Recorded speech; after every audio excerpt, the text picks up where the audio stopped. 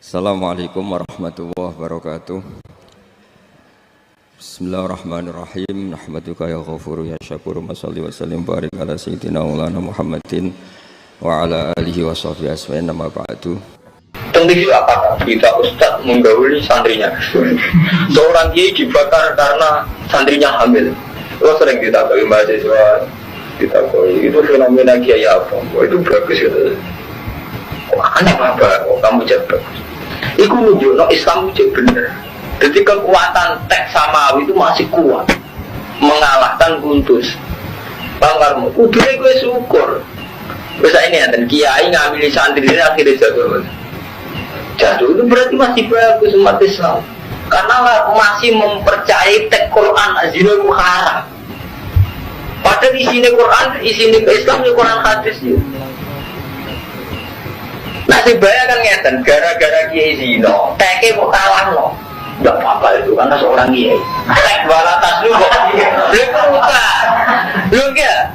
Saat ini ngeten, coro Quran, uang kan wajib iman ke Quran titik, orang nih gue Quran mau iman ke kiai itu. Tek Quran mengatakan zina haram, ya sudah yang melakukan zina jatuh, berarti umat Islam masih meyakini tek itu gitu. Nggak apa-apa itu. Soal kita cemas ya, artinya kita sebagai sama-sama santri menyayangkan, tapi juga bertarung Islam rusak aja, tidak apa-apa, Islam baik-baik saja. Boleh-boleh kejadian Islam apa-apa ya. Iya betul. Justru sampean bangga, perasaan umat Islam masih lebih menghormati hak itu. Ya, mayoritas umat Islam masih menghormati hak. Artinya yakin betul, benar Qurannya dibagi ya. Kiai ini enggak apa-apa.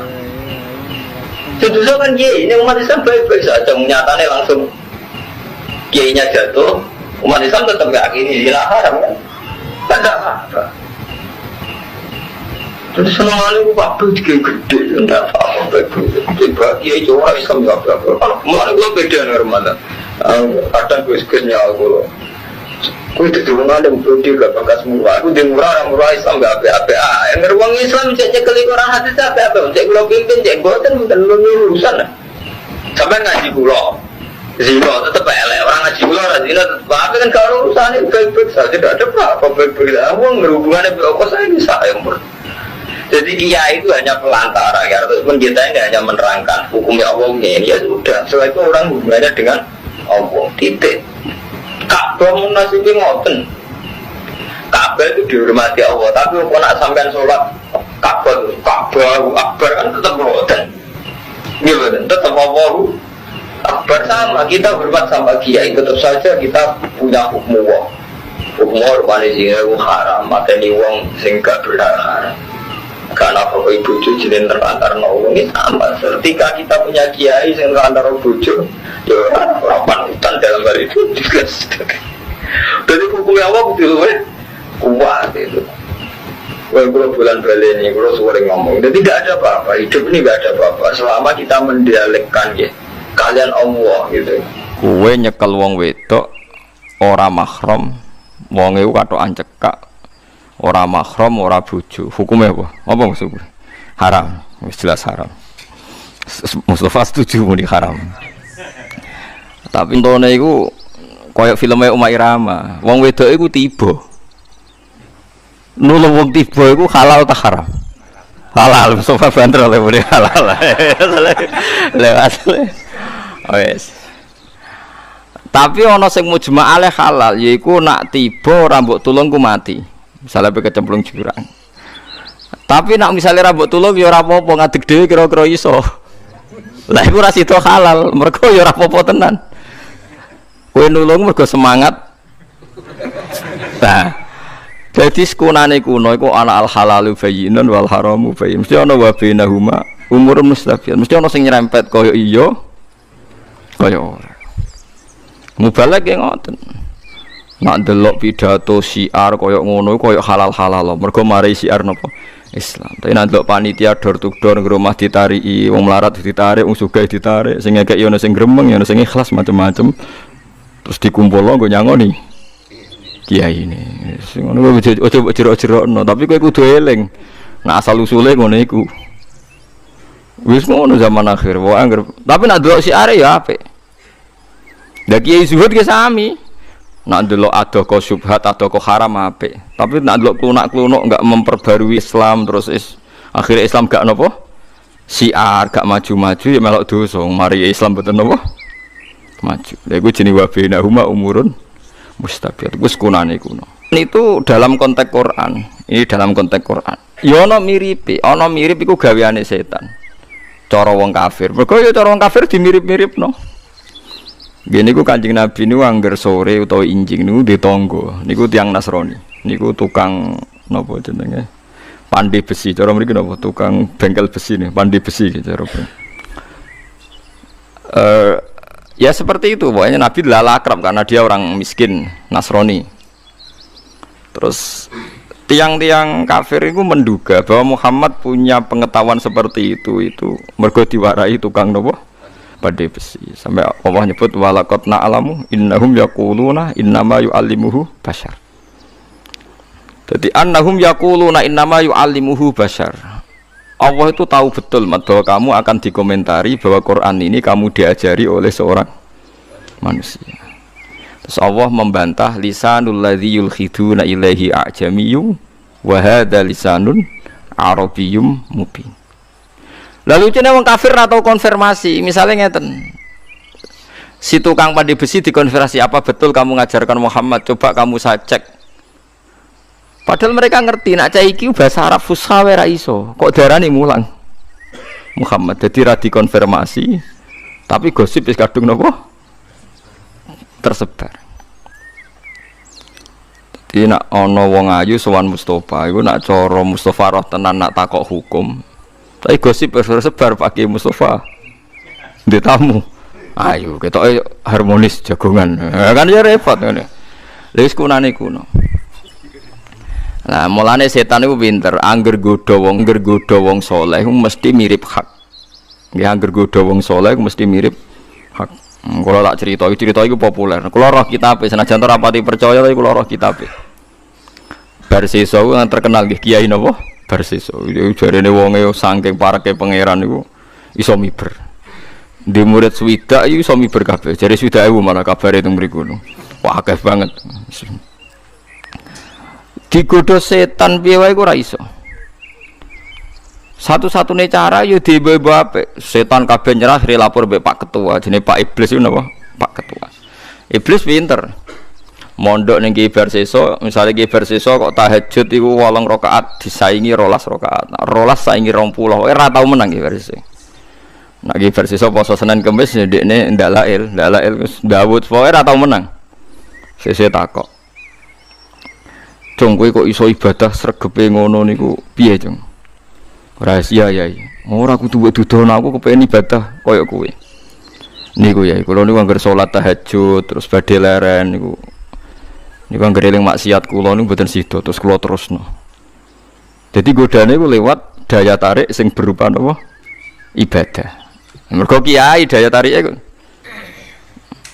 Dadi intine kowe ora iso istirahat ra kepen turu mergo eling maksiat iya, Jeng. Lah nek aku pengen koyo kowe. Ya kedarak maksiat riyen.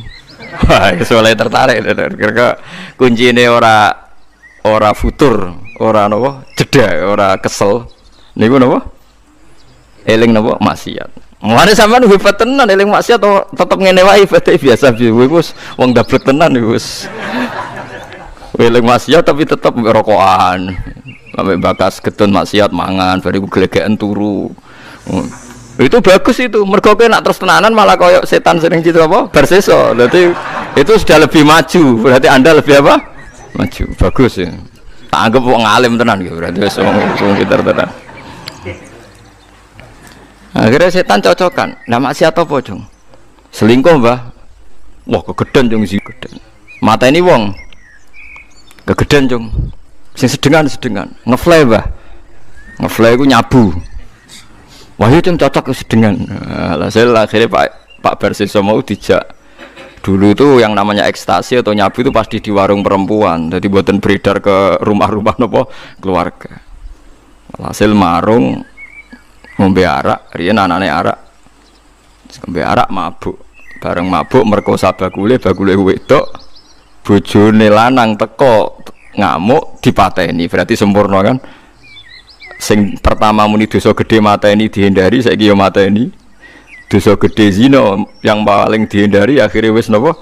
Zina. Gara-gara asal usule minum napa? Minum arak atau minum sesuatu sing napa? Memabukkan. Makanya ulama itu kalau bikin urutan dosa besar kan syirik, mateni wong, zina, mabuk. Tapi ono ulama sing gak trimo diitung mabuk, perkara nek wis mabuk wis tok inti. Lah setan pinter, intinya talbis, menggodanya adalah lewat sesuatu sing cara zahir bener, rupa-rupane daya tarike napa? Ibadah. Mulane kok sampean niku wis bener, meskipun sering maksiat terus ibadah biasa. Engko nak berlebihan sering tahajud untuk wangsit malah jadi penggantine Nabi sinten Isa, malah repot. Nek sono taku lha mulane kita kandhani ngadul aku. Ibadah ku biasa ae sing wajib-wajib tok. Sunat ya napas happy, sunat nek ora timbang gremeng ya ora, wis penting biasa ae. Ada cerita lagi kalau ini kitabnya benar. Kalau tadi itu mukhtalaf alaih, cerita seperti tadi itu mukhtalaf. Tapi ada kitabnya, saya pernah baca. Kalau ini benar. Ada ulama atau kiai yang enggak pernah maksiat. Lu setan juga doni pinter ya kok wong wedok tiba. Walhasil ana anake raja iku wayu dlalah lara nemen. Terus rajane dibisiki setan sing iso nambani iku fulan ini. Seorang ahli ibadah sing nemen oleh ibadah. Bareng diparani Pak Yai ini harus berobat di jenengan. Kiai ini pertama mikir, waduh kok ayu. Tapi kok loro. Nolak iku nolak wong loro.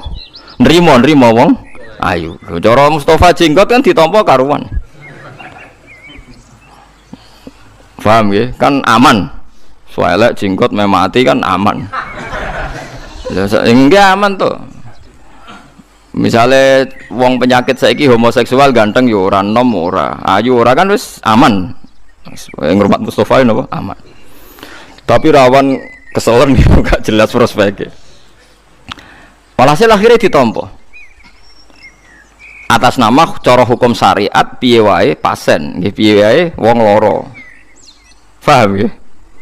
Bareng diobati yes, pokoknya mulai tertarik akhirnya zina. Bareng zina wedi konangan dipendem.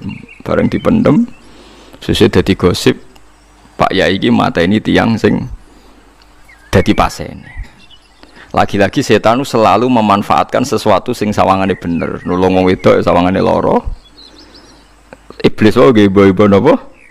Ibadah. Iku paling angel ning gone bab godaan setan. Tapi kowe tak jamin kowe iku pante Kanjeng Nabi Muhammad sallallahu alaihi wasallam gak bakal menangi setan sing secerdas ini, tak jamin.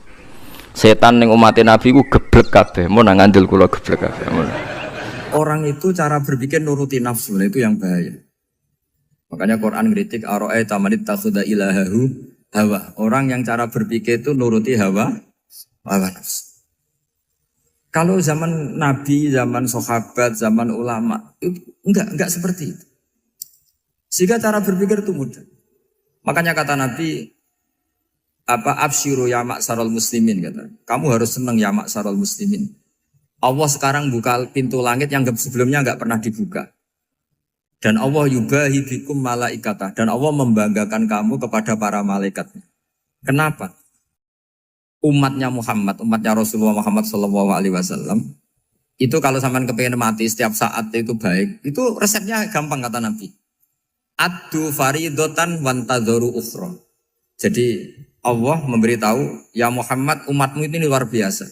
Jadi misalnya tadi kita sholat subuh, ditanya, Bahak kamu sekarang ngapain? Nunggu sholat duhur ya. Setelah sholat duhur ditanya lagi nunggu apa asar. Sehingga faman kanat hijratuhu ila wa rasulih fa hijratuhu ila wahi. Jadi kalau ya sudah ini tak ijazahkan. Kalau setelah salat subuh nunggu apa? Duhur. Setelah duhur nunggu. Sehingga ketika kita mati itu statusnya penunggu salat. Tapi kamu kan enggak miskin, kenapa? Penunggu kaya. Ya itu enggak masuk surga itu. Penunggu kemapanan. Berarti kan menunggu sesuatu yang seleranya nafsu. Beda kalau penunggu sholat. Berarti kamu di dunia menunggu ritual ibadah. Maka di antara ijazahnya Nabi apa? Addu faridotan wantadzoru ukhra. Melakukan satu fardu. Kemudian kita menunggu tugas berikutnya. Jadi niati saja setelah subuh nunggu apa? Duhur. Setelah duhur, meskipun kita di perapatan, apa? Nunggu asar ya. Tapi ya asar betul, jangan nunggu tok pas asar ndak. Jadi sebetulnya umat ini gampang sekali. Jadi di antara kebanggaan Allah, yubahi itu Allah bangga dengan malaikatnya adalah umat ini adalah addu faridotan wantazoru ukhra, melakukan satu fardu kemudian menunggu fardu yang lain. Dari mengkhidmati kampus, ingin mengkhidmati masyarakat, dari satu masyarakat lokal Semarang menjadi sampai sekarang sampai Banjarmasin, Unisula mau bikin kampus di sana terus gitu. Dari satu tugas ke tugas yang lain. Makanya Islam diajarkan setelah satu tugas selesai, faida faruq tafan sok. Jadi sehingga hidup kita itu dinamis. Dari satu kebaikan menunggu kebaikan lain, dari satu kebaikan menunggu. Sehingga hidup kita ngapain? Nunggu satu kebaikan. Ini sudah masuk faman kanat hijratuhu ilallahi wa rasulih fa hijratuhu ilallahi wa rasulih. Sehingga bayangkan kalau kita direkam Allah, Gusti kula ampun mati nak dereng sugih. Wis melarat puluhan tahun, sakit, nunggu sesuatu sing sifatnya nafsu, kok pengen sugih. Sugih tok aja cukup. Tahu buruh wong sing tahu ngenyek ndekne lho, itu kan urung-urung wis dendam. Saya belum mau mati sebelum kaya dan buruhkan orang yang pernah melecehkan saya. Wis ngono akhirnya mati urung sugih. Berarti wis fakir matine hasud. Mau itu ngenes dunia akhirat kan kira-kira seperti itu. Kamu santai aja kalau fakir berarti meringankan hisab karena ada banyak harta. Yang mau dihisab papanya enggak punya apa-apa. Jadi saya mohon sekali ya, Islam itu mengawal kebahagiaan. Sebab itu sampai bahagia itu menjadi perintah Islam, qul bi fadlillah wa bi rahmati fa bidzalika falyafrahu. Karena dengan bahagia bi taat diharapkan orang Islam itu tidak bahagia atau cari kesenangan lewat jalur maksiat. Sehingga ciri utama wali apa? Ala inna awliya Allahi la khaufun alaihim wa lahum yahzanun. Sehingga ulama dulu itu rileks-rileksnya. Termasuk yang saya ceritakan tadi, Imam Ahmad, Imam Syafi'i, itu melihat apa saja rileks. Ya tadi kalau disenangi orang ya barokah, punya kawan kebaikan. Nak dineng ya barokah dineng di gedingi tonggo rada utang, ngeranjuk tulung gitu. Jadi rileks saja. Masyhur itu Imam Syafi'i ngendikan waman asaa ilaika faqat atlakoka. Orang yang berbuat buruk sama kamu, hakikatnya adalah membebaskan kamu. Atlako itu apa? Membebaskan. Enak gak jadi hidup itu? Kalau kamu kan enggak, kok gedeng aku salahku apa? Malah kamu ujub tuh, orang kok gak tahu salahnya. Kamu jadi suami, istrinya ngomel, kurang apa saya sebagai suami? Ya kurang banyak, enggak ganteng, enggak kaya, enggak ini. Malah kalau diterangkan malah parah toh. Ya sudah rileks saja, kalau dia ngomel ya tadi, alhamdulillah dapat pahala tanpa apa? Biaya. Terus ngomel kan butuh energi, paling yang enggak kuat 3 jam. Nanti juga berhenti apa? Terus ambil nilai positifnya, misalnya ngomel sama suaminya, bagus lah. Kalau ngomel sama tetangga malah kayak apa gitu aja udah. Jadi ulama dulu itu gampang sekali melihat hidup. Rasulullah ya gitu, melihat hidup tuh gampang saja. Ketika tanya, ya Aisyah apa ada sarapan? Tidak ada ya Rasulullah, ya sudah saya tak puasa. Jadi enteng saja. Kadang-kadang beliau ingin puasa, ya puasa sunat, ada sarapan nggak jadi puasa. Rileks. Nabi itu rileks. Kalau ngajari kebaikan juga rileks. Nah sekarang itu banyak orang yang karena mungkin kurang baca. Islam itu kayak menjadi aturan yang bengis, yang repot, yang mengekang. Itu tidak seperti itu. Yuridu wa bikumul yusra wala yuridu bikumul usra. Allah menghendaki agama ini mudah. Sehingga ada sahabat di Imami Mu'ad itu baca Baqarah. Sahabat ini pekerja petani. Mufarokoh ditinggal. Ketika Mu'ad lapor, ya Rasulullah ini ada orang munafik. Tengah-tengah sholat mufarokoh saya ditinggal. Yang disalahin itu tidak yang ninggal tapi Mu'ad. Afattanun anta ya Mu'ad. Kamu itu tukang fitnah. Masa ngimami petani pakai surat Baqarah? Jadi yang disalahkan ini imamnya. Kalau kamu jadi imam, sholatnya ya yang cepat. Makanya terus banyak orang kecepatan karena tadi. Jadi Nabi itu enteng sekali. Jadi apa ya, Nabi itu beda dengan yang kita bayangkan beda. Nabi pernah ngaji di masjid, kemudian ada tetangga lewat pakai cangkul ke kebun. Semua sahabat gerutu. Ini orang tidak benar, ada Nabi ngaji ditinggal saja ke kebun, tidak ikut ngaji. Jawabannya Nabi tidak, itu bagus, itu ikut sunnah saya. Kenapa ya Rasulullah? Dia kerja nyari halal. Dan untuk menghidupi keluarganya itu juga ajaran saya. Sehingga yang ngaji ya ajarannya Nabi, yang nggak ngaji karena kerja mencukupi keluarga juga ajarannya Nabi. Segampang itu. Oh, kalau kayaknya kamu kan, wes gak roh akhlak kan gitu. Nabi rileks saja Nabi. Sampai bisa lihat itu di Ihya, di bab Fadhailul Kasbi. Makanya ini penting sekali supaya orang itu berpikir Islam atau mendakwahkan Islam itu berdasar sanad ya yang muttasil yang pernah dilakukan Rasulullah SAW. Sesuatu yang dilarang Allah itu pasti madhar. Maka untuk melarang seseorang bergantung sama narkoba misalnya atau hal-hal yang bahaya pada fisik, itu satu tentu bagi ahlullah, tentu karena takut Allah. Tapi banyak masyarakat yang memang benar-benar bisa meninggalkan narkoba karena efek buruknya ganja. Bahwa itu mengakibatkan sakau, mengakibatkan tidak sadarkan diri, mengakibatkan kebangkrutan ekonomi macam-macam. Sehingga mereka benar-benar benci sama yang namanya narkoba. Jadi di antara manhajul Quran itu kalau mentakbih, memburuk-burukkan maksiat itu mesti dikritik innahu kana fahisyah. Innahu kana fahisyata wa maqta wa sa'a sabila. Innahu kana fahisyata wa sa'a sabila. Diulang beberapa kali. Sehingga dibutuhkan kecakapan untuk menganggap satu hal yang buruk itu fahisyah, sesuatu yang enggak rasional, sesuatu yang tidak positif, sesuatu yang pasti berdampak negatif. Sehingga kalau misalnya tadi dibacakan oleh Qori, kuntum khaira ummatin ukhrijat linnasi ta'muruna bil ma'ruf wa tanhauna 'anil munkar. Untuk berhenti dari kemungkaran itu satu takbihun litil kal munkar atau litil kal munkarat, bahwa munkarat itu kita cap, kita stigmasi bahwa itu buruk sekali. Seperti Nabi mengajarkan pemuda tadi, masa kamu suka ibu kamu digitukin lelaki lain, putri kamu, bule kamu, bude kamu, sehingga orang ini pikirannya termindset betapa buruknya zina. Sama seperti kita sukses memindset betapa buruknya narkoba, betapa buruknya bahan-bahan terlarang.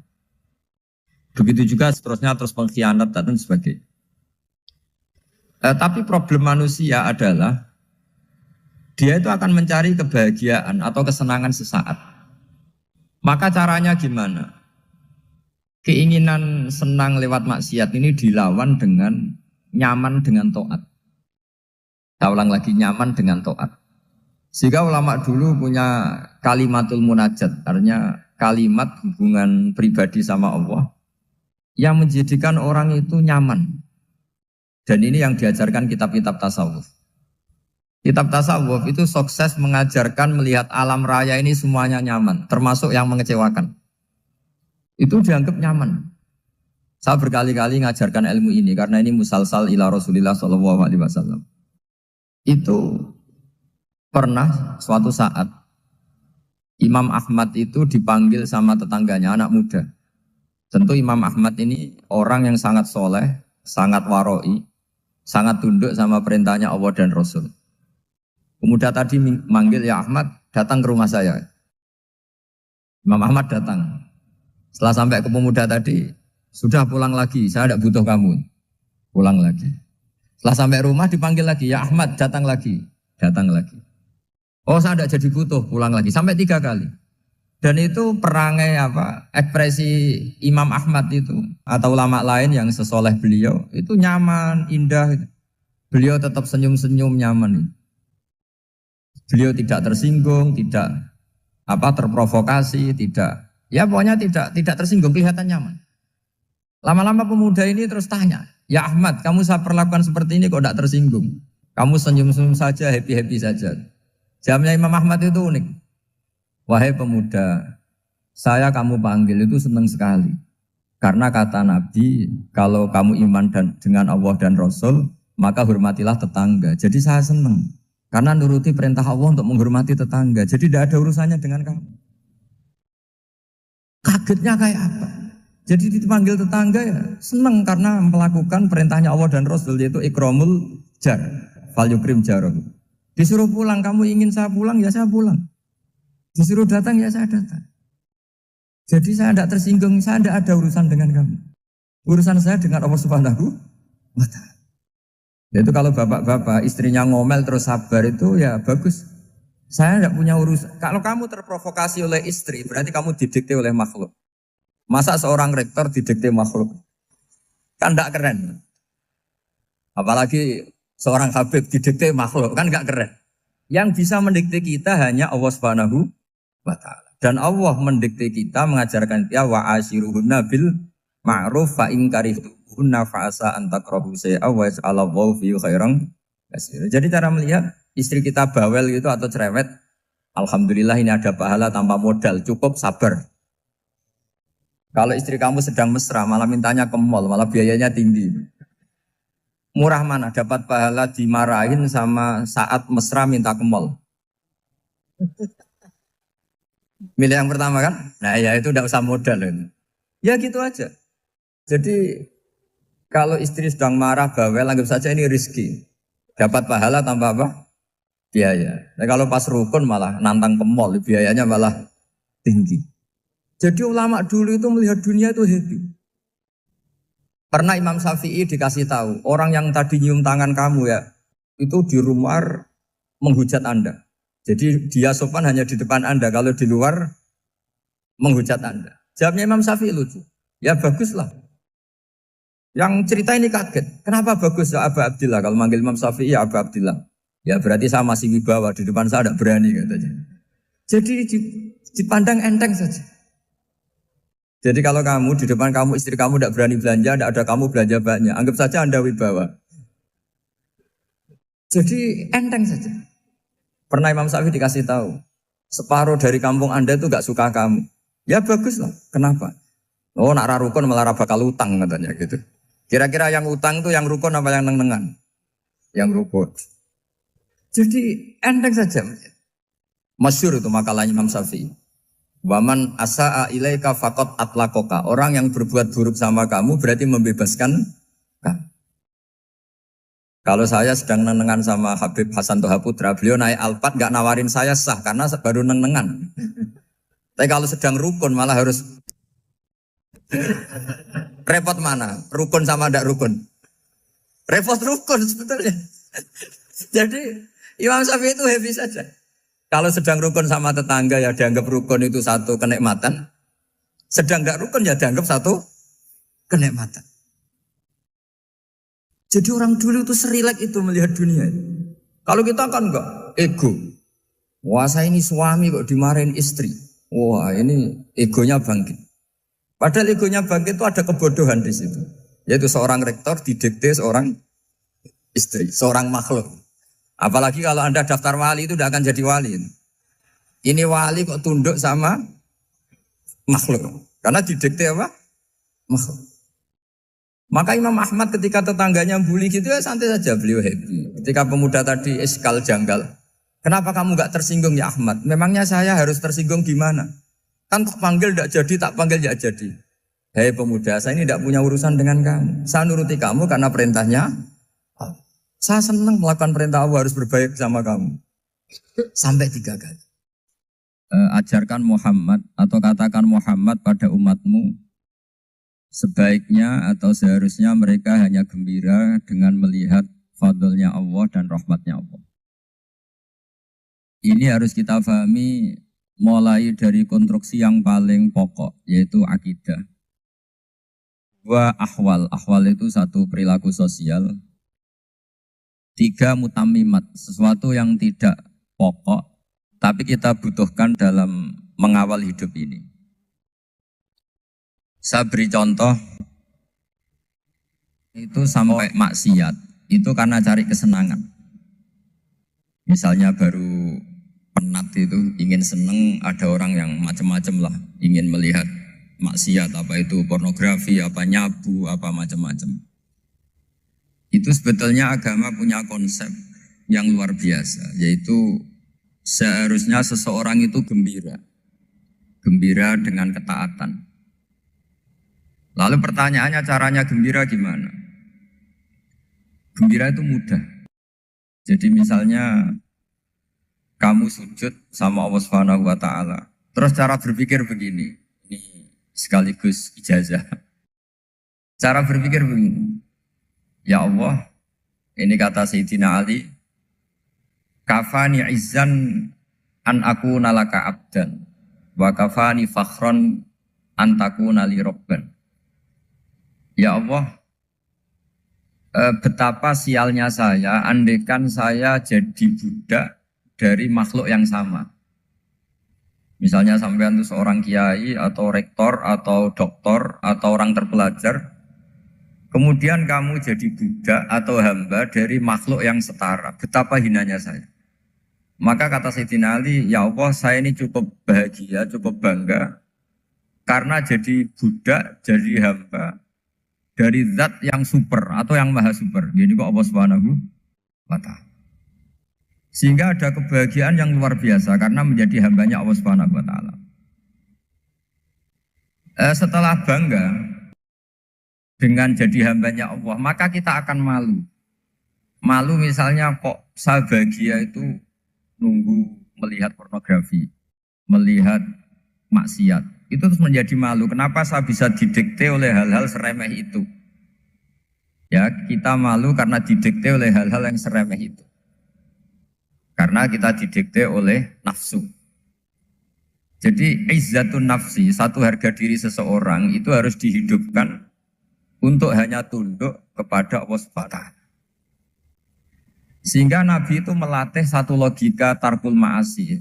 Nabi itu dulu ketika ada seorang pemuda yang ya karena mungkin pemuda ya, dia itu mau masuk Islam, tapi uniknya kata pemuda tadi, saya masuk Islam tapi asal dibolehkan bebas zina. Jadi ini agak sableng gitu. Jadi mau masuk Islam syaratnya dibolehkan apa? Zina atau free sex gitu. Karena orangnya agak hiper. Itu Nabi tidak langsung mengancam dengan neraka enggak. Ketika mau pamit gitu semua sahabat melarang. Mah itu jangan, kamu jangan sowan Nabi, itu permintaan yang nggak masuk akal. Setelah lama ditahan, terjadi kegaduhan di masjid, Nabi dengar, itu ada apa itu? Itu ada pemuda yang mau masuk Islam tapi yasta'dzinuhu fi zina. Tapi mereka minta izin Nabi untuk tetap boleh zina. Kata Nabi, pemuda itu suruh masuk, suruh menghadap saya. Ketika menghadap Nabi, saya ulang lagi ketika menghadap Nabi, Nabi mengajarinya itu luar biasa. Nabi tidak langsung mengancam dengan neraka atau dengan azab itu enggak. Tapi kata Nabi, atuhibbuhu li ummik. Kamu suka kalau ibu kamu itu jadi demenannya orang banyak. Oh enggak ya Nabi, yang demen ibu saya tak bacok kan. Karena ini ya agak preman, di mana-mana orang nakal agak preman. Terus atuhibbuhu li bintik. Kamu suka kalau putri kamu ya digitukan orang-orang. Oh ya enggak Nabi, yang gitu kan putri saya tak bacok. Atuhibbuhu li kholatik. Kamu suka kalau bule kamu digitukan. Atuhibbuhu li ammatik. Kamu suka kalau saudara bapak kamu digitukan. Nabi itu mengeset ya. Cara sekarang itu otak mungkin. Nabi itu meluruskan otaknya anak muda itu. Betapa buruknya zina. Cara bahasa Arab ditakbih. Betapa buruknya zina. Kamu suka kalau korbannya ibu kamu, putri kamu, bude kamu, bule kamu. Sehingga orang itu matur ya hasbuka ya Rasulullah, ini sudah cukup. Saya tidak pernah melihat sesuatu seburuk zina. Jadi fa'al qawwa fi qalbihi bughdha zina. Kemudian Allah meletakkan di hatinya, menanamkan benci zina. Sehingga akhirnya pemuda tadi menjadi iffah, menjadi menghindari zina. Artinya begini ya, ini mungkin yang lolos dari para kita sebagai dai, kita tidak belajar banyak tarbiyahnya Rasulullah Shallallahu Alaihi Wasallam. Jadi kalau kita benci maksiat, itu jangan hanya ditakdir, ditakutkan neraka itu enggak. Jangan hanya itu. Tapi di logika. Jadi kalau kita menghindari maksiat, itu selain karena takut azab, itu ada logika. Ada rangkaian pikiran yang menjadikan kita anti satu perbuatan apa maksiat. Jadi misalnya gini ya, kira-kira ginilah kalau contoh gampang itu. Ada orang gitu ya, nyanyi dengan pakaian yang mungkin pornografi gitu. Mungkin pemuda-pemuda ingin melihat itu, tapi bisa diobati gini. Kok enak dekne mergawe kok tak bayar ya, aku kehilangan duit. Meskipun dengan logika yang agak serampangan, yang penting menjadi kita ini punya harga diri untuk tidak tergantung hal-hal seperti itu. Sehingga Nabi itu cara menggambarkan tadi mulai atuhibbuhu li umma, kalau ibu kamu jadi demenannya orang lain.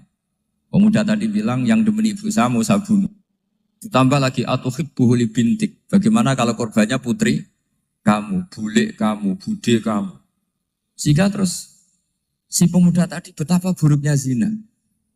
Betapa murahnya zina. Akhirnya pemuda tadi al-qawwa fi qalbi bughda zina. Terus kemudian pemuda tadi itu sangat membenci dengan apa? Berzina. Nah, pikiran-pikiran seperti ini harus kita tanamkan. Harus kita tanamkan supaya orang itu benci melakukan maksiat. Karena satu memang takut suhtullah, takut dibendu Allah atau dibenci Allah. Dua memang logika kita mengarahkan tidak maksiat. Saya beri contoh ya betapa pentingnya mindset ya, cara berpikir. Orang itu menjadi kikir itu karena nganggap hidup itu lama dan uang itu penting. Kalau zaman Nabi itu sederhana kalau melihat hidup ini. Pernah suatu saat Nabi itu punya jatah makan karena Nabi itu hidupnya juga pas-pasan. Jadi Nabi itu unik. Beliau di satu sisi kaya raya, bisa ngurmat Abu Hurairah, Ammar, Suhaib. Ashabu Sufa itu dirawat Nabi semua. Itu kan kaya, bisa merawat sekian orang. Tapi di sisi yang lain untuk pribadinya beliau miskin. Kadang nggak bisa makan hari itu. Tapi di saat yang sama bisa merawat Ahlus Sufa. Jadi keliru kalau orang hanya cerita Nabi itu miskin, untuk makan dirinya aja susah. Itu keliru. Kelirunya kalau tidak diteruskan, tapi Nabi mampu menghidupi Ahlus Sufa. Singkat cerita jatah makannya Nabi itu dikasihkan orang ketika Nabi tanya, ya Aisyah, makanan jatah saya di mana? Oh ya Rasulullah tadi ada orang minta tak kasihkan, maka makanan itu habis. Apa kata Nabi? Kamu salah Aisyah. Yang kamu kasihkan itu justru yang masih.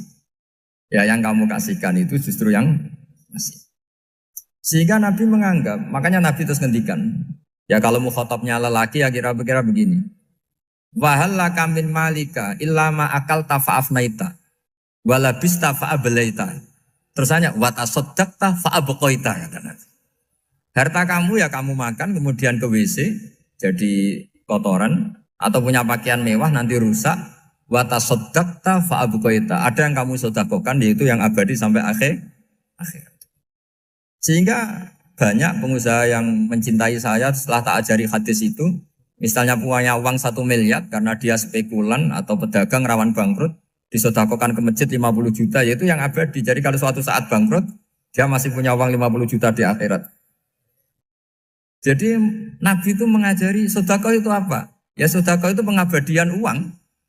Kalau kita kan enggak, bilang sedekah itu nguras uang. Itu pikirannya setan, dan pikirannya orang Islam. Itu cara berpikir setan, bukan cara berpikir umat apa? Sehingga Sayyid Ali Zainal Abidin itu kalau ada orang minta, kemudian beliau ngasih, itu beliau bilang gini, marhaban biman hamala zati ilal akhirah. Matur nuwun nggih jenengan sing beto sangu kula nate. Jadi dianggap teller saja. Orang yang minta uang beliau itu dianggap tukang nyatet bank. Karena sudah ditabungkan. Ya sudah. Kalau kita kan enggak, wah pengemis tuh ganggu gini-gini. Kecuali pengemis profesi ya mungkin kita agak-agak enak. Pada zaman akhir itu ada pengemis apa? Profesi. Jadi repot. Terus tak beri contoh lagi kebahagiaan ketika kita milih Islam moderat. Islam kita diajarkan guru-guru kita, utamanya oleh guru kita Mbah Maimun. Saya juga sering ketemu beberapa ulama dunia, termasuk Habib Umar. Saya juga ikut sowan ke sini pas beliau sama Habib ini Hasan Toha Putra di sini sama orang-orang moderat. Itu cara berpikir juga luar biasa indah. Beliau pernah cerita ya, beberapa ulama lah, banyak yang cerita itu. Saya pernah diceritani seorang alim ketika ada orang ekstremis itu mau ngebom di tempat maksiat. Kebetulan yang maksiat itu kebanyakan ya orang Islam. Karena di negara yang mayoritas Islam. Ditanya sama Syekh Sa'rawi, Syekh Sa'rawi itu mufasir top di mana? Mesir. Ini mau tak habisin karena mereka orang Islam kok maksiat terus. Terus ditanya sama Imam Sa'rawi, laumatu ala khini ma'asihim aina masiruhum. Kalau mereka mati dalam keadaan maksiat, mereka kemana? Ya ilanar, mereka pasti masuk neraka. Terus ditanya sama Imam Sa'rawi, wahal masiruhum ilanar muradun nabi amla. Punya umat maksiat kemudian mati masuk neraka, itu yang diinginkan Nabi apa enggak? Ya tidak aja. Ya sudah, enggak usah dibom, ditunggu tobatnya kata. Karena kalau mati dalam keadaan itu ke neraka dan itu tidak yang diinginkan Rasulullah Sallallahu Alaihi Wasallam. Terus ekstremis ini menjadi tobat, tidak berpikir ekstremis Mas. Jadi orang itu harus berpikir mindset yang baik. Meskipun kadang berpikir baik itu ya agak-agak kacau. Ada seorang wali majdzub, itu kalau berdoa agak kacau, tapi gak bisa dibantah. Masyhur itu doa itu. Ini sekaligus ijazah, tapi kalau sebelum wali gak boleh. itu datang ke makamnya Rasulullah SAW. Terus doanya itu begini. Ya Allah, sekarang terserah engkau. Ya Allah, sekarang terserah engkau. Jika saya kamu jadikan orang soleh, jika saya engkau jadikan orang soleh, maka surra habibuk, maka kekasihmu ini senang. Yang susah musuhmu yaitu setan. Tapi kalau engkau menjadikan saya orang fasik, maka yang susah kekasihmu, yang senang musuhmu. Jangan punya dua pilihan itu. Wah itu kan doa tapi kayak teror itu. Ya jadi berdoa di Raudhah. Wah itu pasti mandi itu karena agak-agak maksa Tuhan itu. Ya Allah, engkau punya dua pilihan. Jika saya jadi orang soleh, maka kekasihmu ini senang. Musuhmu yang susah yaitu setan. Tapi jika saya jadi orang fasik, maka musuhmu yang senang, kekasihmu yang susah. Mohon terserah jenengan, mau menyenangkan kekasihmu, apa menyenangkan musuhmu? Gitu. Kira-kira gimana? Kalau tertarik boleh doa itu dipraktekkan. Tapi kayaknya kalau copy paste itu gak keren, apa?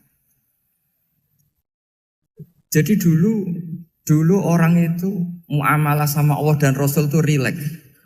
Rileks itu nyaman karena ya tadi qul bi fadlillah wa bi rahmati fa bidzalika falyafrah.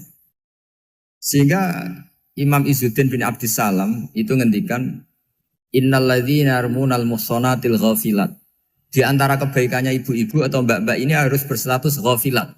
Perempuan-perempuan pelupa. Ghafilat itu pelupa. Pelupa dari kenikmatan maksiat sehingga mereka dengan taat.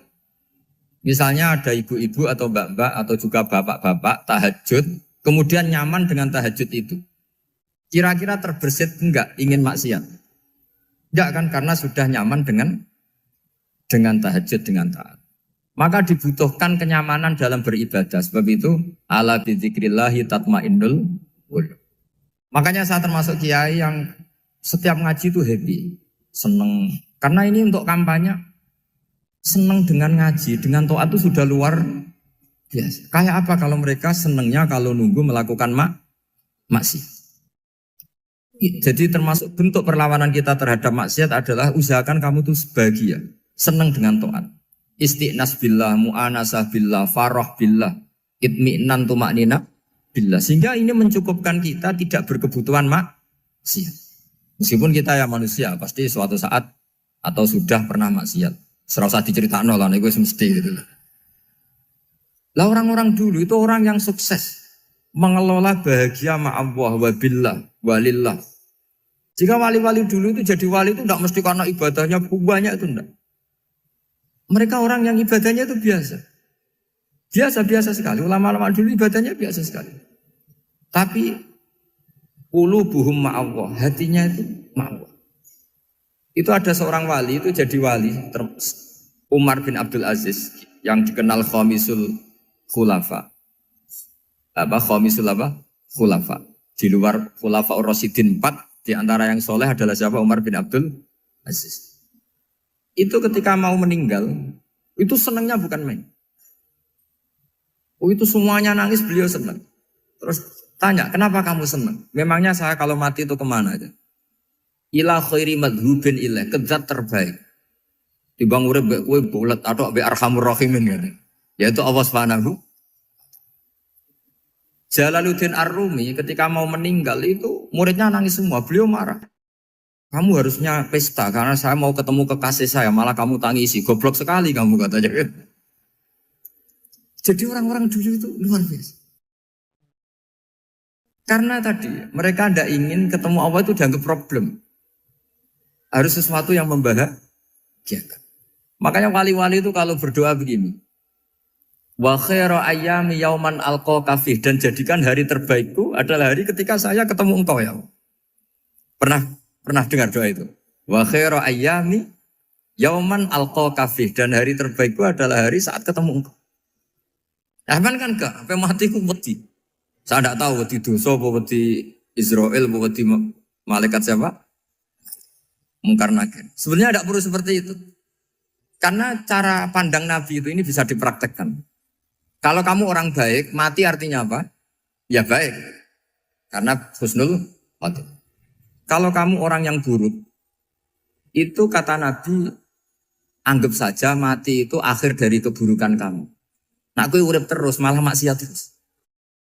Maka Nabi itu kalau ngajari kita berdoa gini, Allahumma ij'alil hayata ziyadatan li fi kulli khairin wal mauta rohatan li min kulli syarri. Ya Allah, kalau saya hidup ya anggap saja ziyadah fi kulli khairin, berpotensi nambahi kebaikan.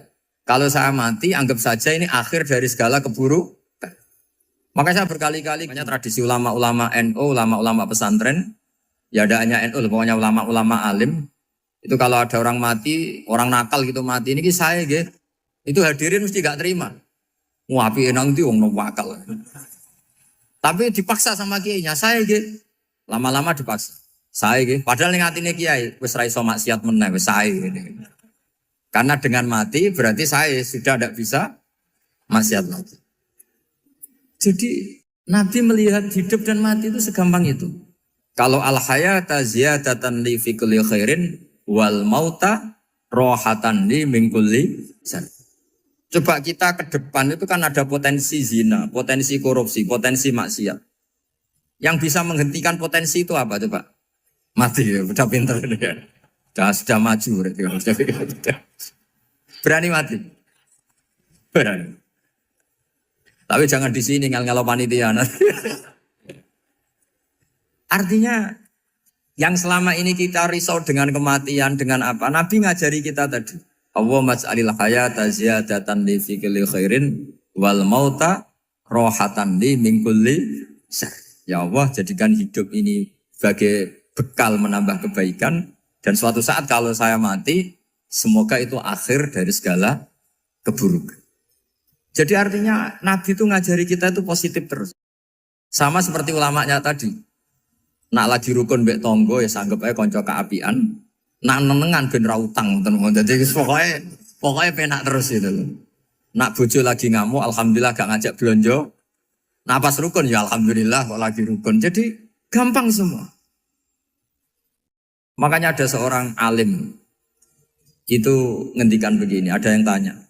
Saya tuh dulu ketika kaya, teman saya sering main ke saya. Setelah saya miskin gak ada teman-teman yang ke saya. Dikira si Habib ini kebetulan orangnya Habib itu mendukung keluhan dia. Ternyata enggak. Si orang alim itu bilang gini, malah bagus toh gitu. Kowe wis melarat buruhe wong. Ya sudah kamu miskin buruhnya orang lain. Misalnya tukang manol di pasar atau tukang becak. Kemudian teman-teman kamu datang, malah kamu malu tuh jadi tontonan. Bagus kalau mereka lupa, pas kamu miskin tidak ada yang lihat katanya. Jadi apa ya, dianggap enteng saja gitu. Akhirnya orang ini gak jadi ngeluh. Selama ini kan kita ngeluh ya, ketika miskin teman-teman gak datang. Coba kalau mereka datang pas kamu buruh bikin botol di orang lain. Mantan bos buruh, malu gak? Milih datang kepada? Nggak lah, sudah bener itu. Jadi ulama dulu itu makanya sering baca biar tahu solusi hidup. Jadi ulama dulu itu gampang sekali melihat kehidupan itu. Gampang sekali, indah, gampang. Kebahagiaan ini pula yang harus kita latih dalam melakukan ketaatan. Tapi memang obsesi saya terbesar atau cita-cita saya terbesar memang setiap ngaji saya ingin orang mukmin semuanya itu bahagia. Dengan bahagia itu mereka tidak neko-neko ingin mencari kebahagiaan lewat jalur apa maksiat. Sehingga dalam konstitusi ulama yang ditulis di kitab-kitab usul fikih, dan itu kitab yang saya kaji, selalu saya kaji, itu membela-bela sesuatu yang mubah itu sampai luar biasa. Karena melihat mubah itu, misalnya Anda tidur itu berstatus mubah, Anda bermain catur berstatus mubah, Anda rileks sama teman jagungan semalam dengan teman rektor atau dosen atau yayasan itu, melihatnya bukan mubah, tapi tarkul maksiyah. Misalnya saya semalaman asik musamaroh itu jagungan malam sama Habib Toha Al-Munawwar. Itu awang hitungnya bukan, wah ini jagungan ngalor ngidul, tidak penting tuh enggak. Malam itu bahak tidak ke dugem, tidak ke tempat maksiat. Sehingga ada ulama yang mengatakan mubah itu enggak ada. Saya ulang lagi, mubah itu enggak ada. Kan umumnya ulama bagikan wajib, ya kan, haram gitu. Terus diantaranya mubah, sunat, makruh. Ada ulama yang mengatakan mubah itu enggak ada. Kenapa? Logikanya begini, itsma min mubahin illa wa yatahaqqaqu bihi tarku haramimma. Karena tidak ada mubah yang Anda lakukan kecuali saat itu pasti ditinggalkannya sebuah keharaman.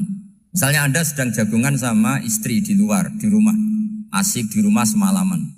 Mungkin bahas hal-hal yang ringan. Mungkin melihat sinetron atau apalah yang ringan. Tapi di situ terjadi Anda meninggalkan ke tempat-tempat maksiat. Sekarang ninggal maksiat itu wajib apa mubah? Wajib. Padahal Anda sedang melakukanmu. Nah itu dicatat oleh Allah itu tarkul haram, meninggalkan keharam. Jika masyhur dalam cerita wali-wali itu, Abu Yazid yang seperti itu ibadahnya pernah tanya, ya Allah lalu yang makomnya orang seperti saya siapa? Karena beliau semalaman ibadah terus. Sama Allah dijawab, ya yang tidur di pinggir kamu itu. Abu Yazid, loh kok bisa ya Allah? Dia kan tidur terus. Ya kan dia tidur berarti meninggalkan keharaman. Ngomong sing potongan tukang maksiat itu apik turu apik melek kira-kira. Apik turu. Timbang sama nak melek pola wis turu ae kira-kira gitu. Jadi enggak usah dipaksa tahajud, dipaksa qiyamul lail itu. Iya kalau qiyamul lail. Kalau dapat informasi, ke sini ikut saya terus katut kan repot. Jadi perlawanan terhadap maksiat itu sebetulnya gampang dalam Islam karena tadi nggak ada sesuatu yang mubah kecuali saat dilakukan berakibat meninggalkan keharaman. Mudah sekali. Jika banyak orang jadi wali itu karena melakukan mubah. Itu ada orang jadi wali itu karena sering makan. Ya makan biasa itu. Karena ketika makan, ya Allah, betapa doifnya saya. Katanya saya presiden, katanya saya rektor, saya kiai. Ternyata kalau nggak makan tuh lemes. Apa hebatnya makhluk yang bergantung makhluk yang lain, yaitu makanan. Nah karena seperti itu terus dia al-laja ilallah, terus dia sungkeman ning Allah. Betapa lemahnya saya. Sebab itu ketika Quran mengkritik dan dengan tanda kutip kemungkinan Tuhannya Isa bin Maryam, itu ngeritiknya sederhana Quran itu. Mal masih ibnu Maryam illa rasul qad khalas min qablihir rusul wa ummuhu siddiqah kana yaqulanit to'am. Isa itu tidak Tuhan, wong dia makan. Kamu kebayang enggak misalnya punya Tuhan, wah tadi Tuhan mampir ke rumah saya, dia lemes. Setelah tak kasih makan sehat lagi gitu. Itu kan enggak kebayang. Tapi Tuhan marung di rumah saya, lemes tak gratisin, kayaknya enggak punya uang gitu. Setelah makan, wah gairah lagi. Kebayang nggak punya Tuhan seperti itu. Sehingga Quran kalau gojlok sederhana, karena yakulanit to'am. Sehingga wali-wali itu kalau makan itu sadar lemahnya dirinya, betapa dirinya tergantung makanan. Sesuatu yang tergantung itu artinya tidak hebat, tidak Tuhan. Jadi untuk menjadi wali, untuk menjadi dapat ridhonya Allah itu sebenarnya sederhana. Termasuk ada cara jadi wali yang agak kacau, tapi ini ya benar, asal niatnya benar. Misalnya Unisula besar, ya kurang besar lagi. Kita sudah punya uang, kurang banyak uang lagi. Itu Nabi Ayub, itu kan seorang nabi. Pernah diuji, ini ada di Sahih Bukhari. Nanti kamu tanya, hadisnya Sahih enggak? Ini ada di Sahih Bukhari. Kadang orang kota itu aneh, enggak ahli hadis tapi tanya, Sahih enggak? Padahal andai kan dibodohi Sahih, ya ngandel saja. Jadi kadang ya aneh. Oh enggak tahu kok tanya. Itu Nabi Ayub itu sudah kaya, pas itu sudah kaya. Bukan cerita yang masih miskin, memang sudah kaya. Beliau di kamar dihinggapin satu belalang dari emas. Setelah belalang itu dikejar, ternyata yang jenis itu banyak, semuanya dari emas. Ngambil sana sini, ini yang kesak ini dipenuhin, saku ini dipenuhin, sampai banyak. Sama Allah digojlok. Kamu itu Nabi saya, kenapa kamu mengumpulkan harta sebanyak itu? Kamu itu Nabi saya kok rakus? Jawabannya, ya Allah, siapa yang bisa kenyang dari rahmatmu? Gitu. Ya, jadi kalau kamu punya uang 1 miliar, kok ingin 1 miliar 100, ingin 1 miliar 200, itu cara ngitung bukan uang. Ya Allah, siapa yang bisa kenyang dari rahmatmu? Karena rahmat Allah tidak terbatas, sudah Gusti, tenang saja. Meskipun saya gini, rahmat Anda tidak akan habis. Sehingga waroi ada ilmunya, tomak juga ada ilmunya. Termasuk ragus itu juga ada ilmunya. Misalnya begini, ini contoh ragus yang ada ilmunya begini. Ini saya beri contoh. Mungkin yang boleh niru orang-orang soleh, kalau nggak soleh jangan. Imam Syafi'i ini cerita nyata. Imam Syafi'i itu dulu ketika ngaji masih muda itu nggak suka sama guru yang kaya. Kebetulan dia punya guru miskin terus. Namanya Sufyan As-Tsauri, itu miskinnya Masya Allah. Sufyan bin Uyainah juga miskin. Jadi dia miskin, punya guru miskin terus. Sehingga idolanya ya sama guru-guru yang miskin. Suatu saat guru-guru ini menyarankan dia ngaji Imam Malik. Imam Malik itu kaya raya. Itu babutnya Imam Malik kalau diinjek itu mata kakinya tidak kelihatan saking halusnya. Kalah Indonesia lah kalah. Itu Imam Malik tuh gaya. Kalau ngaji di kursi tinggi terus pakai bukhur itu, pakai jubah Arab yang mahal. Pokoknya mewah kali Imam Malik. Terus dia mulai ini kiai kok kaya. Kemudian setelah beliau alim tanya, saya harus ngaji siapa setelah ilmu jenengan habis kira-kira gitu. Kata Imam Malik, sudah kamu tidak usah perlu ngaji saya, kamu sudah alim alama. Terus Imam Malik datang ke Baki. Zaman itu Baki itu semacam kayak rentalan ya, semacam Grab lah kalau dulu itu. Mana kafilah yang mau ke Irak? Ya sudah terus, oh kita mau ke Irak. Ini antar ke Muhammad bin Hasan As-Syaibani. Itu dibiayai sama Imam Malik. Grabnya ya dibayarin, itu kafilahnya itu ya dibayarin. Imam Syafi'i disangoni surrotan min dhahabin. Jadi satu kepes uang dikasihkan. Itu pernah tak hitung semurah-murahnya itu sekitar 60 juta. Imam Syafi'i mulai mikir, kiai yang saya kritik lomo, sing kiai miskin tak puji, gak pernah ngamal kan, tentu orang miskin gitu. Setelah datang ke Muhammad bin Hasan As-Syaibani, beliau itu pakar usul fikih, muridnya Abu Hanifah. Beliau al-usuli, pakar usul fikih. Itu Muhammad bin Hasan As-Syaibani itu kalau ngitung emas, itu di ruang tamu. Uangnya miliatan, emasnya banyak. Dari kota ini dipindah ke kota ini, emas kalau ngitung di ruang tamu. Bukan di kamar, di ruang tamu. Imam Syafi'i tambah kaget. Imam Malik kayak gitu sudah soal malah ini kaya raya. Setelah Imam Syafi'i kelihatan kaget, digojlok sama Muhammad bin Hasan As-Syaibani karena beliau senior.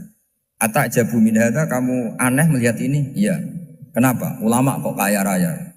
Terus kata Muhammad bin Hasan, ya sudah, uang ini tak kasihkan orang-orang fasik, binti gue demenan, gue nyabu, gue macam-macam. Oh jangan, nanti dipakai maksiat. Pun jenengan mawon sing suka. Semenjak itu Imam Syafi'i rubah mindset. Jadi kalau kampus ini ingin akreditasi A, ingin mulia, ingin apa, kamu ridho kalau yang punya prestasi seperti itu adalah orang-orang fasik. Ridho enggak? Enggak kan? Maka didoakan ini. Nah itu namanya berpikir secara usuli. Kamu jangan hanya nuruti karena berpikir waroi terus kamu benci kekayaan. Tidak bisa seperti itu. Karena pangkat dan kekayaan ketika dikelola secara kesolehan maka akan menjadi energi positif yang luar biasa. Semenjak itu Muhammad bin Hasan As-Syaibani berhasil mendidik Imam Syafi'i. Sampai akhirnya keterusan Imam Syafi'i berpendapat kalau orang Islam bisa bikin rumah tingkat kok punya rumah reok itu haram.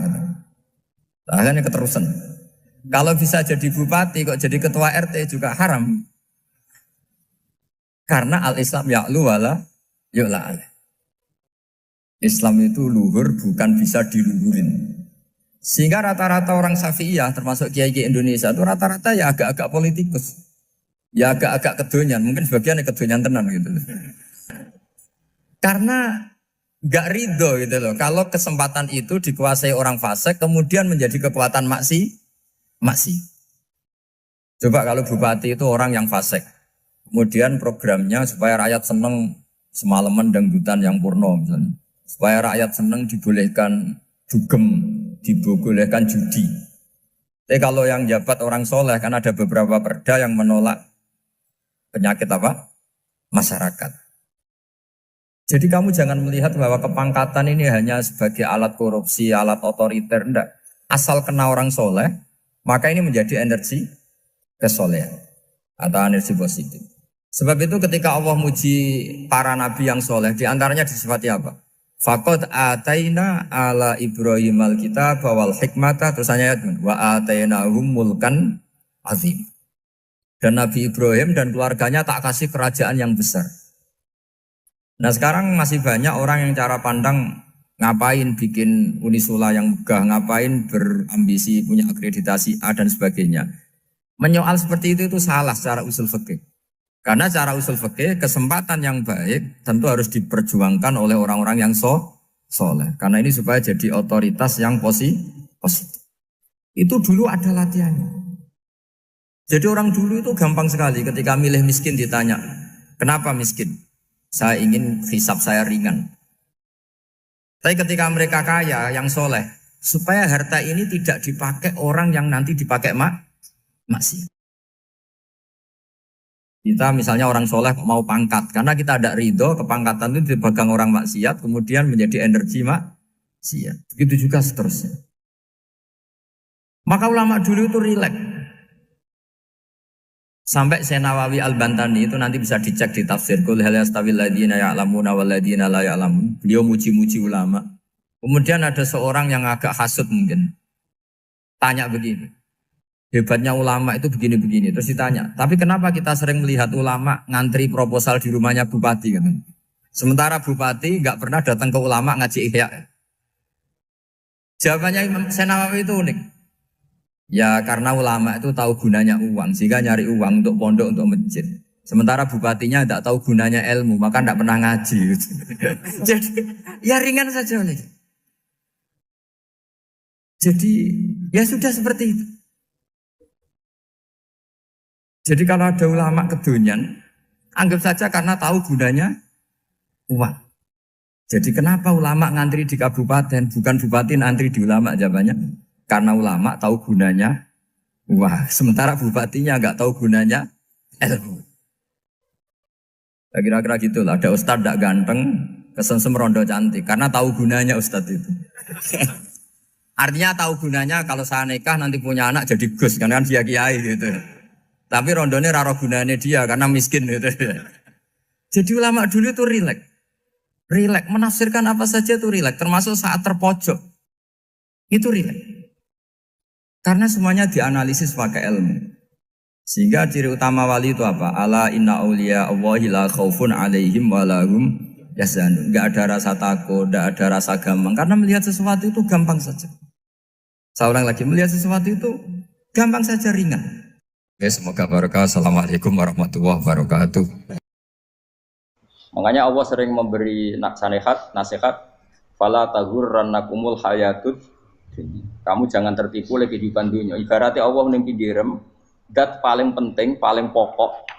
Tapi kamu abaikan. Kamu bilang jabatan penting, teman penting, mitra pejabat penting, komunitas penting. Kamu sampai lupa bilang nah Allah itu lebih penting. Nah, ini sudah mulai kena hijab.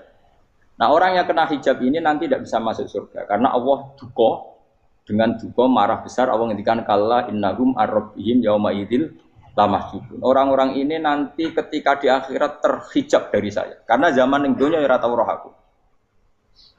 Kenapa kok terhijab? Justru karena ada yang diketahui, justru ada yang diketahui. Contoh paling mudah itu copet atau lonte atau koruptor atau apa saja.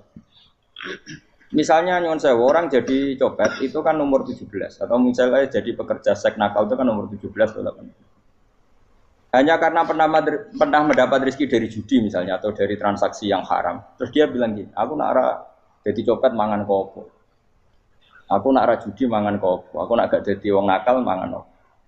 Padahal dia 17 tahun nyatanya bisa makan, biriskillah apa? Tapi pernah merasakan 1-2 bulan dari rezeki haram, dia menvonis seakan-akan tidak bisa makan kecuali dari rezeki haram.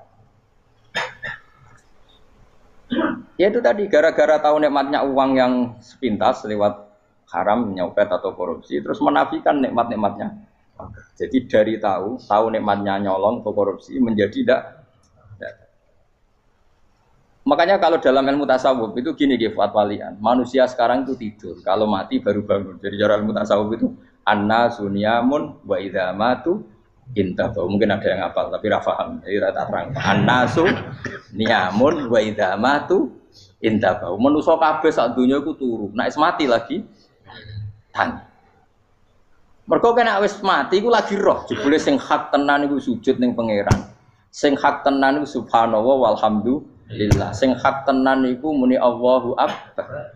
Kae zaman ning donya dintekno kowe ngomong nu Amerika super power.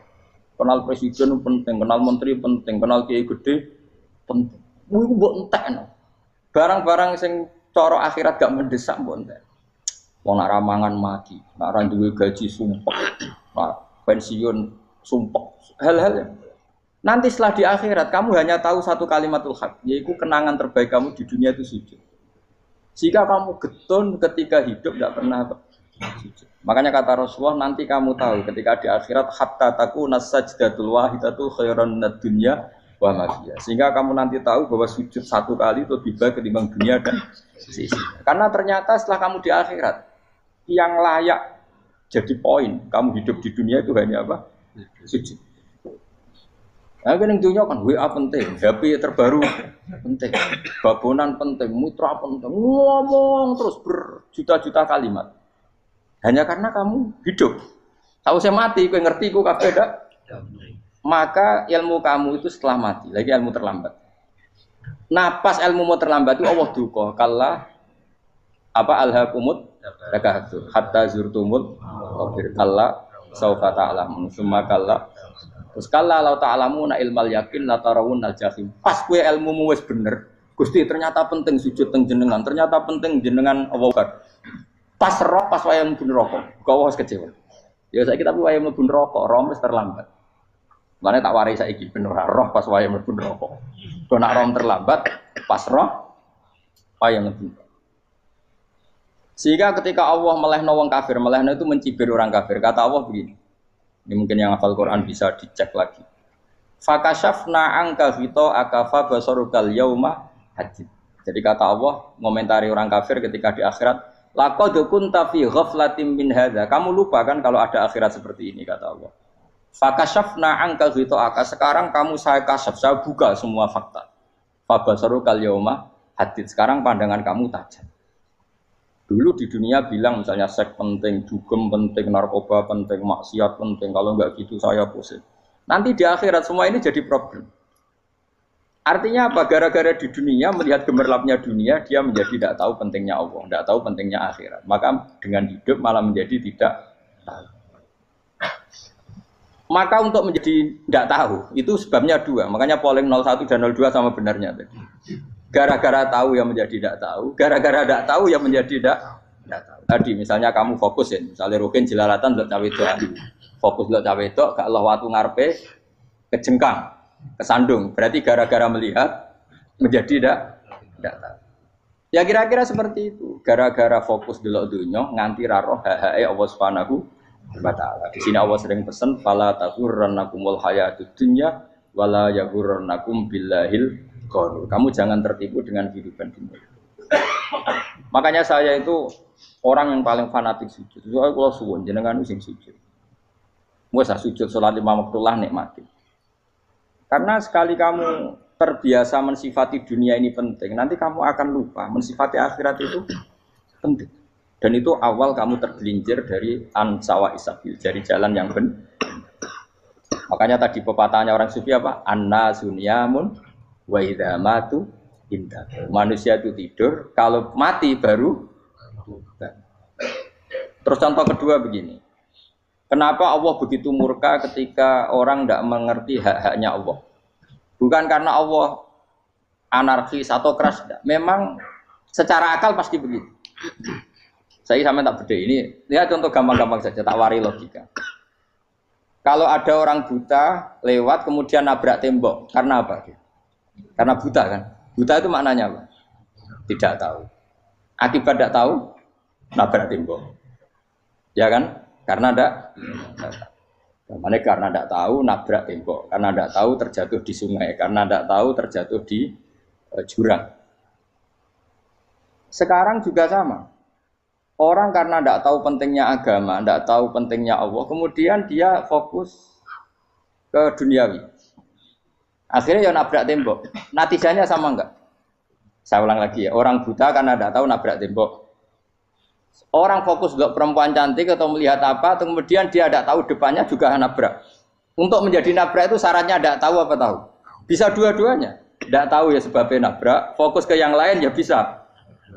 Maka tidak tahu ya sebab nabrak, fokus ke yang lain juga sebab. Nah mata kita, hati kita ini sudah dipenuhi hal-hal yang tidak penting, sehingga kita lupa dari hal yang penting. Kayak tadi kita mau minum kopi saja, fokus sampai meninggalkan anak main sampai jatuh. Berarti minum kopi sebenarnya tidak satu kebodohan, tapi ketika membiarkan anak kecil jatuh itu adalah kebodohan. Sebetulnya makan menikmati dunia itu tidak kebodohan, tapi ketika Anda melupakan Allah itu menjadi satu apa? Kebodohan. Ini disebut kamu jangan terlena oleh kehidupan apa? Dunia. Nah kenapa terlena? Itu kakean delok. Mulane Nabi itu ora tau delok dunia. Nabi, saya ini tak latih gitu wali, tapi mukadimah. Kulon itu belum pernah delok. Saya pernah punya kakak wakil bupati, punya teman gubernur banyak tuh. Kalau dulu susu ramani, mereka khawatir senang. Nabi itu juga manusia pernah lewat itu. Kemudian tonggo-tonggonya Nabi kebetulan pas pulang bawa unta-unta banyak. Itu Nabi melihat mungkin 0, sekian detik. Itu dilori pangeran. La tamuddanna ainaika ila ma matta'na bihi azwajan minhum zahratal hayatid. Jadi misalnya kayak Rogen misalnya dulu wong numpak Alphard pejabat ono sing bukakno. Enak aja nak jadi wong ngene iki. Kalimat itu direkam oleh Allah bahwa Mustafa pernah ngomong enake dadi wong iku numpak Alphard ono sing buka. Tapi kan tetap kere. Sehingga nanti di akhirat kalimat itu direkam misalnya nanti ternyata yang numpak Alphard misalnya nyon sewu misalnya yang numpak Alphard tadi tetap di neraka, kamu ya ikut di neraka. Karena dia menikmati Alphard lali akhirat. Kowe yo ngangen-angen kepengen seperti itu. Maka poinnya sama. Kalau pun rokok bareng. Terus ada orang sujud di musola, melarat sujud. Kowe gak pernah enake dadi wong iku. Padahal sujud itu yang menjadi orang masuk surga. Terus kowe ditakoki ning akhirat. Kowe tahu angen-angen dadi wong sujud mboten nate. Tapi kowe tahu angen-angen mewah nate. Yes, seneng ono kira-kira gitu. Lha iku latara undal pas kowe roh ilmu yakin pas wae mlebu neraka. Iki mulane tak ajari dini kiat-kiat supaya kira mlebu. Makanya latih melihat dunia kok aja kesuwen. Misalnya di konco jadi pejabat. Kalau nanti di keluarga pejabat sampai sekarang pun saya sering punya teman. Buat nanti kalau melihat bahwa dia pejabat. Karena saya takut dosa. Saya melihat dia seorang mukmin yang sujud, yang sholat. Saya bodoh sekali kalau melihat dia pejabat. Karena itu tidak ada artinya di akhirat. Saya sampai sekarang yang saya melihat presiden orang yang mukmin, sehingga saya harus hormat. Saya melihat bupati orang yang mukmin, sehingga saya harus hormat. Melihat sampean ini wong sing mukmin, malah gue jalalan barang ini sudah mukmin plus. Jadi rasa tiga ekor tuh pinter gue jalalan. Jalalan gudul bisa gaya bisa. Gudul lu rano mana nih? Oh anu kagak uang bisa mau coba kitab oh. Just lah. Jadi saya ulang lagi ya. Makanya saya itu nanti kalau sampean alim sudah kayak saya, itu pasti nggak kagum sama sahabat. Sahabat itu, apalagi Rasulullah ya tentu. Sahabat dulu aja yang gampang ditiru. Sayyidina Umar ketika ditusuk oleh siapa Abu Lu'lu siapa? Al-Majusi. Abu Lu'lu itu seorang Majusi. Dan Umar itu orang pendendam. Dia orang pendendam. Tapi tentu karena dia orang baik, ya pendendamnya hal-hal yang baik. Coba kalau kamu ditusuk orang itu dendam enggak? Kira-kira sebagai manusia kan dendam. Itu tanyanya begini sama yang ya taruh sekarang orang dekatnya. Yang bunuh saya tadi siapa? Itu Abu Lu'lu Al-Majusi, Hulamul Muhirah. Dia budaknya Muhirah. Majusi, iya ya Umar. Dia sudah mau mati. Itu ngetikan gini, sama siapa alteknya. Alhamdulillahilladzi lam yaj'al maniyati biyadi rajulin sajadalaka sajdah yuhajuni biya yaumal qiyamah. Ya Allah, terima kasih sekali ya Allah. Engkau mentakdirkan saya dibunuh oleh orang yang enggak pernah sujud. Kalau saja dia pernah sujud, maka dia berhak menuntut saya dengan sujudnya untuk masuk surga. Artinya gini, kalau dia ditusuk orang yang pernah sujud, misalnya Sayyidina Umar kok ditusuk oleh Ruhin, kemudian Umar Ruhin masuk neraka, aku tetap wedi Gusti. Isowai sujudnya dia menjadikan enggak berhak masuk neraka. Artinya Umar sangat hormatnya pada sujud, dia enggak berani. Jadi kira-kira kok Umar sujud kowe, iku kira-kira rawani maksudno anak kowe mlebu neraka. Piye-piye di kekuatan sujud yang mempotensikan tetap dia masuk surga. Makanya dia seneng, dendamnya kesampaian. Syukurlah nek sing mateni aku ora tau sujud. Dadi tak patut nang neraka langsung gludeng ngene kira-kira gitu. Saking hormatnya ambek sing jenenge sujud. Tapi kita sekarang enggak rawong ning musala sujud. Ya jan wong nganggur. Otak kita ini sudah PKI lah kamu. PKI halus. PKI yang tanpa kartu, paham? Makanya Allah kalau muji sujud, enggak sampean tak latih supaya baca Quran yang benar. Kayak apa Allah bikin Ka'bah? Kayak apa mulianya Ka'bah? Itu dibikin Allah untuk apa? Lil akifina wa satusai warrukais sujud, dan untuk orang-orang rukuk dan sujud. Ketika Allah menurunkan rezeki di bumi dan di langit, itu perhitungannya Allah mau situ asli. Rabbana liyuqimus shalah faj'al afidatan minan nas tahwi ilaihim warzuqhum inasam. Gusti, ben nak sujud ku kuat. Piye-piye menungso nak ramangan ra kuat. Nak is kuat di tenaga yo ben sujud. Liyuqimus shalah. Ketika Allah muji orang baik atau ibunal abidunal hamidunas saihuna satrusé arraqiunas sajid. Yang rukuk yang sujud. Karena tadi ketika nanti Anda di akhirat, kenangan terbaik Anda di dunia itu hanya sujud. Liyane iku coba misalnya kene akhirat terus video disetel sih. Pas kongkoi-kongkoi ini perapatan. Bariku nglamonem disetel. Beda di pegawai negeri. Ngayal gajine sakmene, engko sakmene go wayo. Wan rekam kabeh. Oh ora sini-sini wong. Terus tokoh idola sing duwe wae sing tumpakane Alfa di sekretaris saya. Iku mbok nang utakem iku berpuluh-puluh tahun. Dan itu jumlahnya poinnya misalnya 100.000. Bareng idol anu Kanjeng Nabi mau 10%, cuma gayanya mau coba sholawat, tapi sebetulnya agak tahu bayangno ini miskinan Mbak Amit nih miskinan. Gayanya mau coba sholawat, aku teke ora tahu pengen melarat koyo. Itu direkam. Makanya dari Habib-habib sing alim-alim niku almar'u ma'aman ahabba hada targhib wa tarhib. Kita ini kan sering dimotivasi mubaligh. Mubaligh itu kan saya naik dhewe nang. Harus pokoknya seneng Nabi swarga. Dari Habib-habib sing alim nak ngritik, masalahnya dawe mu almar'u ma'aman ahabba. Wong dibarno wong sing diseneng. Apa kamu bisa menjamin seneng Nabi saudure seneng wong-wong itu? Jangan-jangan kita lebih berkeinginan seperti orang tertentu yang kaya raya, yang terkenal, yang hebat. Meskipun kowe oleh sana muni seneng Kanjeng Nabi. Jangan-jangan status cinta kita terbukti ke orang itu. Iya toh, misalnya gambarnya pasang neng kamar. Wah. Partai wong kuasa. Terus kue nyumbang masjid nyuwun sewu mau 50.000. Tapi bareng nyumbang untuk kemenangan orang itu 10 juta.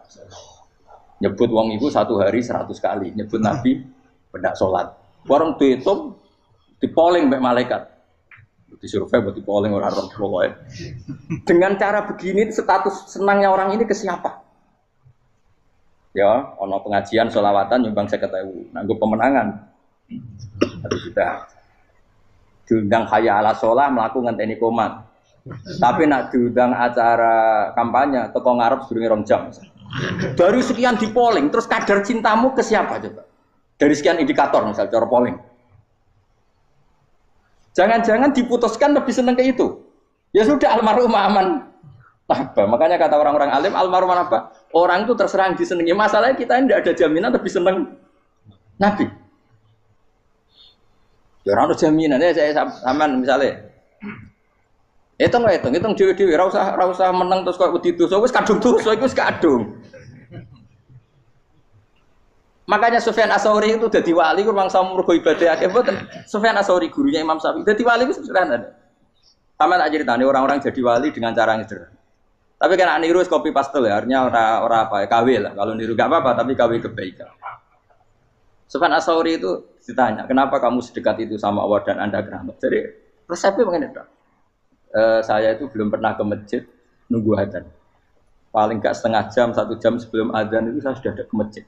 Ditanya, kenapa begitu? Ketoke kok kawula sing elek, moroe ngenteni diceluk. Terus ngerti nak wayahe yakmono kok Allah nyeluk. Misalnya saya punya cah dalem atau saya punya karyawan, tiap jam 8 itu buka toko. Nah, gayangno itu. Saya punya karyawan tiap jam 8 tugasnya buka. Selalu buka tokonya ngenteni tak panggil. Rohen, toko buka, siap. Tapi besok yang ngono lagi, wis jam 8 buka, siap. Tiap hari gitu, kira-kira ngendarani karwane ku goblok apa sopan? Kira-kira enggak jawab deh. Goblok kritik enggak usah gitu. Nah, Sufyan Ats-Tsauri tidak mau gitu. Wis ngerti nek Allah ya mono wayahe manggil. Dadi ya kerja malu wis ning kono. Dadi nek Allah ayala salam pun Gusti.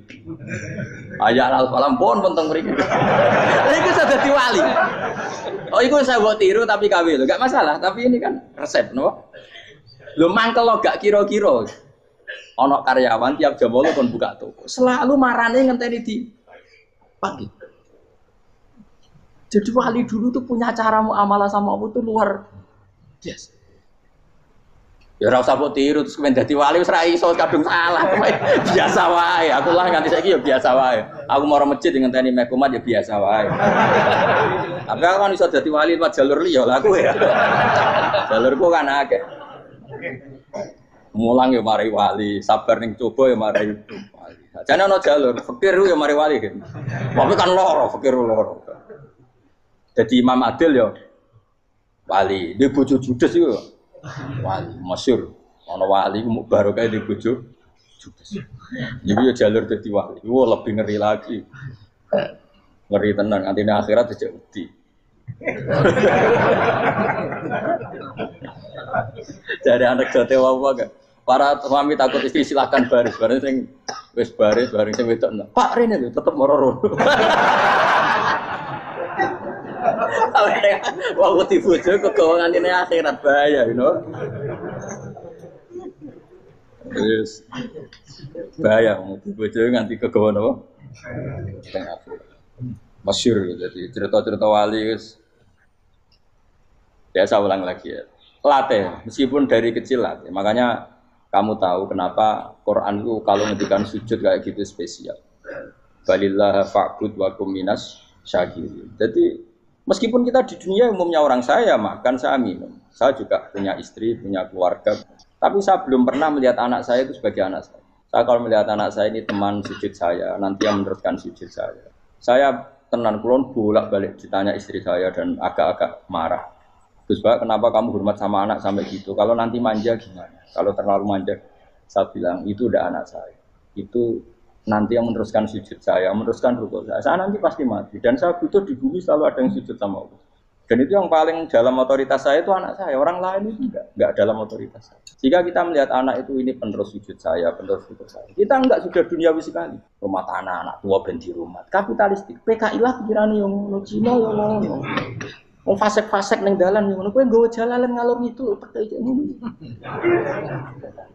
Jadi dulu itu kalau para nabi donga fahab li milladunka waliya yarisuni wa yarithu min ahli ya seorang turunan sing meneruskan tradisi sujud tradisi.